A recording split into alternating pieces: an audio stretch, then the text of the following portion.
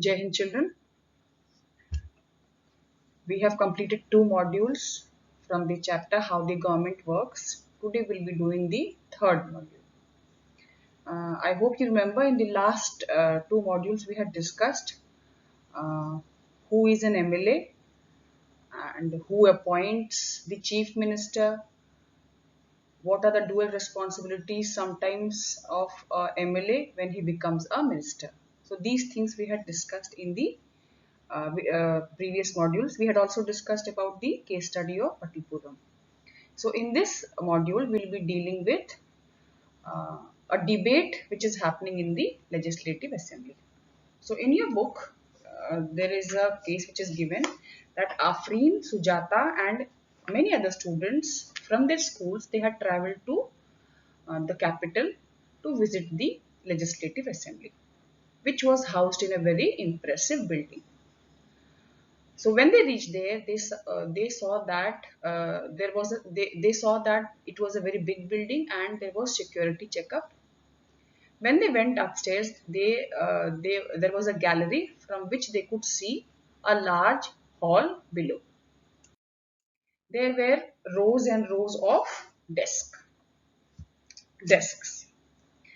The assembly was going to have a debate on a specific problem.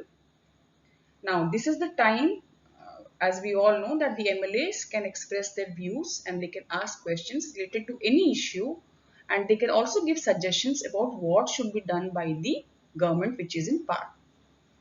Now, the minister's responsibility is to reply to the question which is asked by the MLAs, and they also try to assure the House or the Assembly that all the steps will be taken so that problems do not arise again. The chief minister and the other ministers, they take decisions from whatever discussions go on, and then the government runs. In a democracy, these MLAs or the legislative members can ask questions, they can debate on any important matter. So let us see what was the debate which was happening. So the first MLA has to say that in his constituency of Akhandgaon, during the last 3 weeks, there have been almost 15 deaths because of diarrhea. And he has to blame the government that the government has not been able to check this simple problem. And he wants to take the attention of the minister in charge of health that immediate action or measures should be taken to control the situation. So this was the problem of MLA number 1. This is happening in the assembly. Now, the second MLA has to say as to why the government hospitals are in such a bad situation. There are no good doctors, there are no better facilities which are available in a government hospital. And so he is questioning that things should be taken care of. Now, the third MLA has to say that in his constituency of Tolpatti, there is a serious shortage of water. The woman or they have to travel very long distance to collect water. And why haven't tankers been supplied to supply water? And why haven't the government, they have cleaned the wells and the ponds? Now, MLA number 4 is telling that his colleagues. Now, here you have to understand this is a member of the party. Now, he is a member of the ruling party, that is the majority party. He is telling that his colleagues or his friends are exaggerating the problem. The government has taken all steps to control the situation. Water tankers have been put into service. He is addressing the problem of the previous one, MLA number 3, whose constituency was Tolpatti. And that ORS packets have also been distributed, and the government is taking all possible measures to help the people. MLA number 5 has to say that we have very poor facilities in our hospitals.